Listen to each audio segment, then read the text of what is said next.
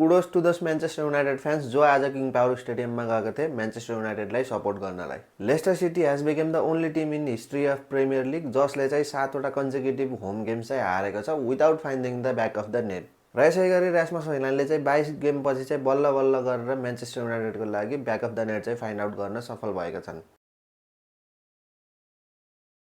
Okay, अब video सुरु गर्नुभन्दा पहिला म एउटा फ्याक्ट पहिला नै भनिहालेँ होइन। लेस्टर सिटी म्यान्चेस्टर युनाइटेडलाई फेस गर्नुभन्दा अगाडिसम्म चाहिँ they are the second worst team in the sense of defence होइन। त्यसपछि गएर second worst team in sense of attacking, त्यसपछि गएर सेकेन्ड वर्स्ट टिम्स इन त्यो गोल डिफरेन्सवाला केसमा चाहिँ यो थर्ड कुरा 3वटा कुराहरूमा चाहिँ they were the second worst team in the Premier League this season होइन। सो म्यान्चेस्टर युनाइटेडलाई फेस गरिसकेपछि nothing has change for them. Whether Manchester युनाइटेडले चाहिँ यस्तो टिमलाई चाहिँ डिफेन्स गर्नु भन्दा नि अट्याकिङ गर्न, डोमिनेट गर्न in terms of ball position, त्यसपछि गएर डिक्टेटिङ द मिडफिल्ड अनि डिफेन्डिङ सक्सेसफुल गर्न चाहिँ अलिकति स्ट्रगल गऱ्यो कि जस्तो चाहिँ मलाई लाग्यो आजको गेम देखेर होइन। डिफेन्स गर्न चाहिँ स्ट्रगल गरे जस्तो चाहिँ खासै लागेन because Andre Onana has got another clean sheet. त्यसपछि गएर म्यान्चेस्टर युनाइटेड र लक्की भन्ने कुरा यो दुईवटा शब्दहरू चाहिँ एउटै लाइनमा सेम पेजमा चाहिँ आउँछ जस्तो चाहिँ मलाई लाग्दैन होइन। किनभने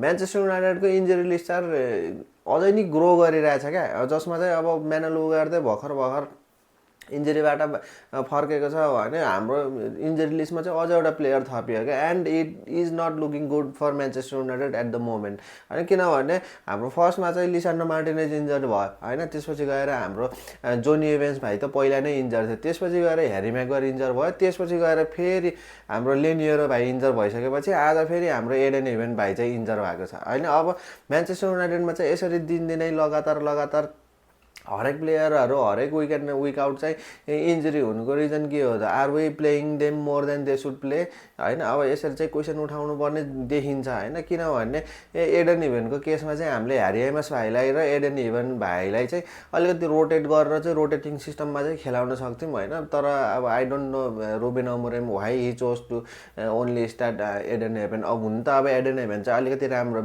is better player than Harry Amass होइन। अलिकति स्ट्रङ पनि छ, फिजिकल पनि छ ऊ चाहिँ होइन।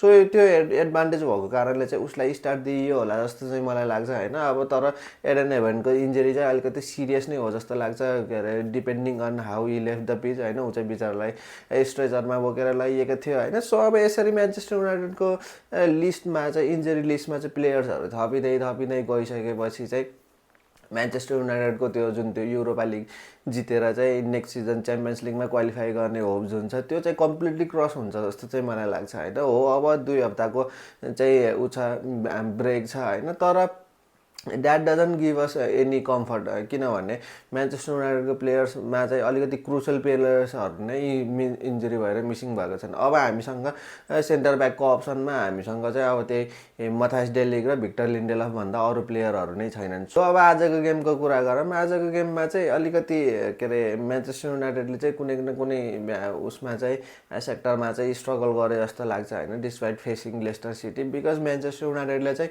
मिडफिल्डलाई चाहिँ डिक्टेट गर्न सकिरहेको थिएन अनि बल पोजिसनको त के कुरा गरौँ। म्यान्चेस्टर युनाइटेड आज पनि स्टिल ब्याकफुटमा बसेर खेलिरहेको थियो सेकेन्ड हाफमा। फर्स्ट हाफमा चाहिँ it was okay, Manchester United were controlling होइन। त्यसपछि गएर Manchester United were dictating dominating every sector of the field. त्यसपछि गएर सेकेन्ड हाफमा चाहिँ म्यान्चेस्टर युनाइटेड त्यही पुरानो म्यान्चेस्टर युनाइटेड जसरी नै खेल्यो। अब लाइनअपको कुरा गर्ने हो भने लाइनअप इट वाज एक्सपेक्टेड होइन। तर अलिकति चिडो भाइलाई चाहिँ रास्मस होइल्यान्डभन्दा चिडो भाइलाई चाहिँ आज एक्सपोजर दिएको भए चाहिँ it could have been very beneficial for त्यो चिडो भाइ जस्तो चाहिँ मलाई लाग्छ होइन।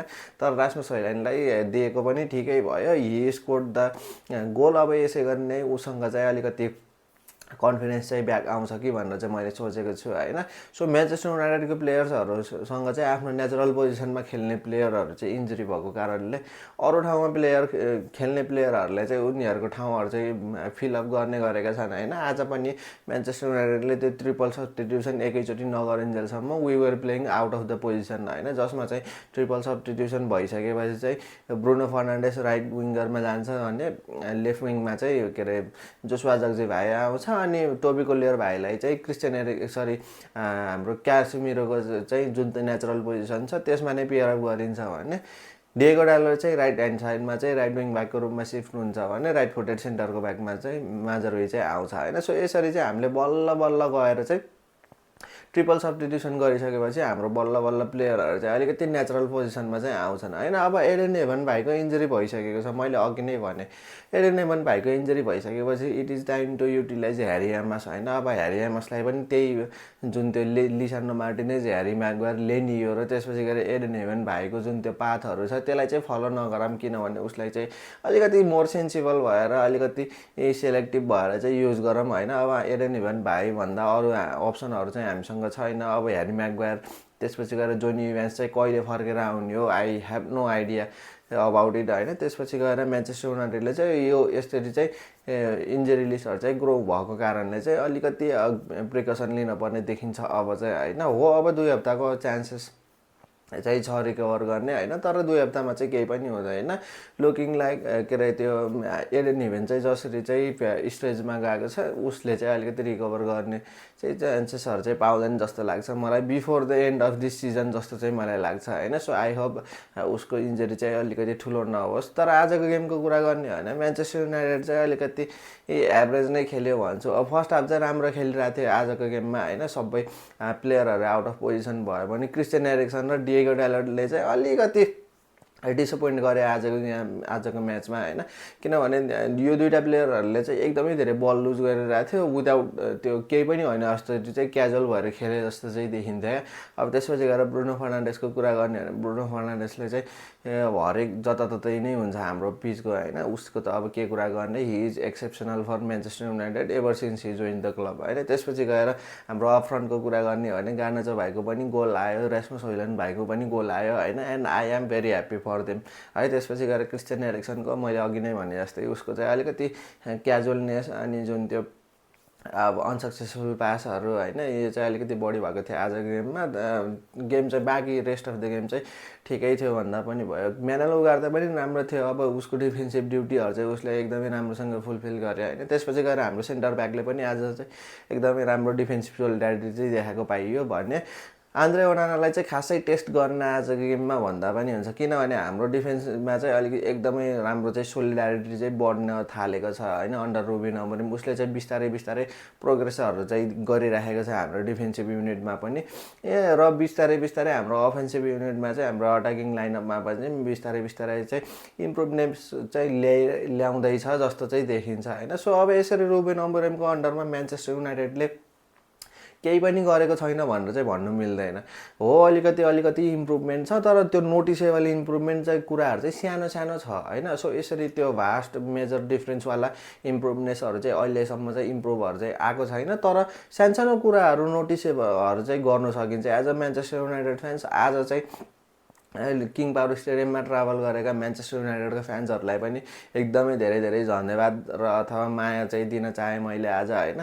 उनीहरूले होल 90 मिनट नै गीत गाएर च्यान्टहरू गरेर चाहिँ आज माहौल तताएका थिए होइन। सो म्यान्चेस्टर युनाइटेडले यही कुराले पनि अलिकति कम्फर्टेबल देखिन्थ्यो विथ द बल होइन, तर अब विदाउट द बल खेलेको बेलामा चाहिँ इच्छा त्यो त्यति बेला चाहिँ डिफेन्सिभ ड्युटीमा झर्नुपर्छ, त्यति बेला चाहिँ अलिकति कन्ट्रोल चाहिँ आउट अफ नै थियो होइन। तर म्यान्चेस्टर युनाइटेडको फ्यान्सहरूले चाहिँ माहौल बनाएको म्यान्चेस्टर युनाइटेडलाई च्यान्ट गरेको हो, उनीहरूले चाहिँ रेस्टलेस नै भएर होल 90 मिनट्स नै गीतहरू गायो च्यान्टहरू गर्यो होइन। सो यसरी चाहिँ म्यान्चेस्टर युनाइटेडले चाहिँ यस्तो खालको सपोर्ट गर्दाखेरि अल्दो म्यान्चेस्टर युनाइटेड चाहिँ अहिलेसम्म पनि हाम्रो डाउनमा नै छौँ होइन, बिलो नै छौँ के are not where we should be अथवा where how we should be performing भन्ने कुराहरूमा चाहिँ हामी बिलो एभरेज नै छौँ होइन। तर स्टिल म्यान्चेस्टर युनाइटेडको फ्यान्सहरूले चाहिँ यसरी सपोर्ट गर्दाखेरि चाहिँ उनीहरू अरू फ्यान्सहरूभन्दा चाहिँ हामी यो कुरामा चाहिँ फरक छौँ भनेर चाहिँ म्यान्चेस्टर युनाइटेडले जनाउँछ होइन। सो अब गेमलाई समरी गरौँ, गेमलाई समरी गर्ने हो भने चाहिँ म्यान्चेस्टर युनाइटेडले चाहिँ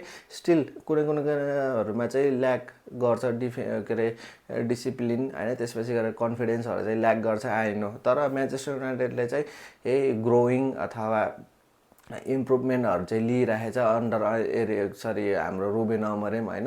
हो त्यस्तो भास्ट डिफ्रेन्सहरू चाहिँ देखिराखेको छैन, तर सानो नोटिसेबल डिफ्रेन्सेसहरू चाहिँ इम्प्रुभमेन्ट भएको छ होइन। सो अब यसरी चाहिँ I hope Manchester United are going into अथवा heading into the right direction under Ruben Amorim होइन। सो आजको भिडियोलाई यति नै गरौँ। I hope you guys enjoyed the video. हामी नेक्स्ट भिडियोमा भेटौँला। Till then keep watching Manchester United.